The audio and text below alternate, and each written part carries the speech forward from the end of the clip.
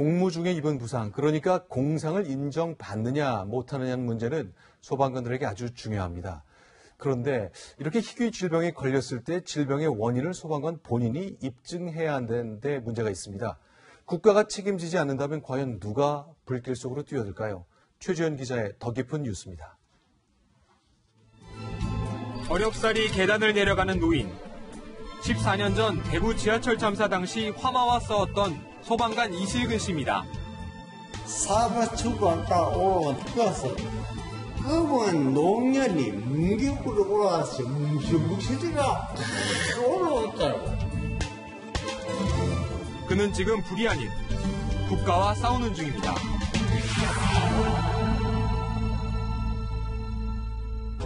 참사 발생 5년 뒤 이 씨는 갑자기 손의 위축증으로 쓰러졌습니다.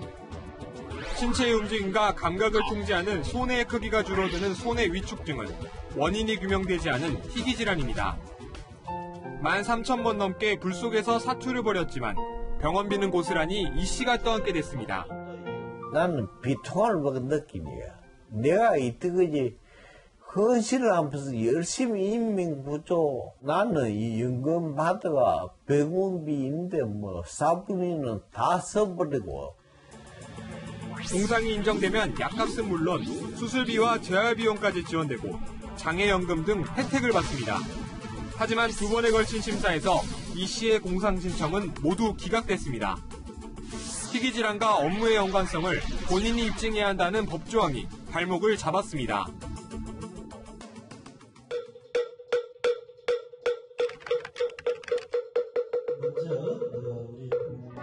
사진 속에서 밝게 웃고 있는 제복 차림의 남성.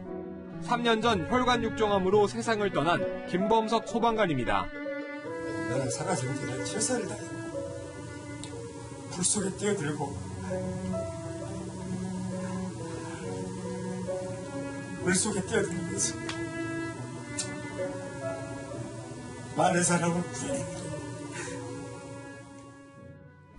공무상 재인정을 받기 위해서 소방관이 스스로 힘든 싸움을 하는 경우도 있지만 소방관이 입증하지 못하고 사망했을 경우에는 남아있는 가족들이 그 외로운 싸움을 계속하는 경우가 있습니다. 350여 명의 목숨을 구한 소방관 아들의 마지막 부탁. 다름 아닌 공상인정이었습니다. 하지만 행정소송에서 패소하며 남은 가족들은 긴 싸움을 이어가고 있습니다. 최근 5년간 공상 신청을 한 소방공무원은 2,200여 명. 이 가운데 탈락한 12%는 대부분 희귀 질환을 앓고 있습니다. 1차 심사를 맡았던 공단 측은 공정한 심사였다고 주장합니다. 공무원의 인과관계가 부족하기 때문에 안 되신 거죠. 객관적으로 최대한 정확하게 심사를 한 겁니다. 그럼 2차 심사는 어땠을까? 재심위원은 변호사 3명과 의사 3명, 그리고 공무원 3명, 9명이 참여했지만 직업환경과 질병관계를 연구하는 직업환경의학과 교수는 없었습니다. 외과 있고 내과 있고 정형외과 있고 되게 그런 식으로 구성이 되죠. 이 2시간 동안 이루어지는 재심에서 안건으로 올라가는 사례는 보통 130여 건. 사실상 한 건의 사례를 처리하는데 채 1분도 걸리지 않는 경우가 많습니다. 이 질환 같은 경우나 깊이 있게 들어가지고 할 것이다 그러면은 아무래도 부결을 시키는 경우가 많이 있어요.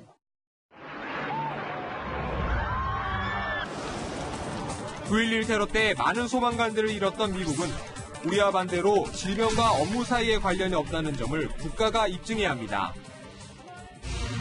우리 국회도 2달 전 비슷한 법안을 발의했지만 별다른 진전이 없습니다.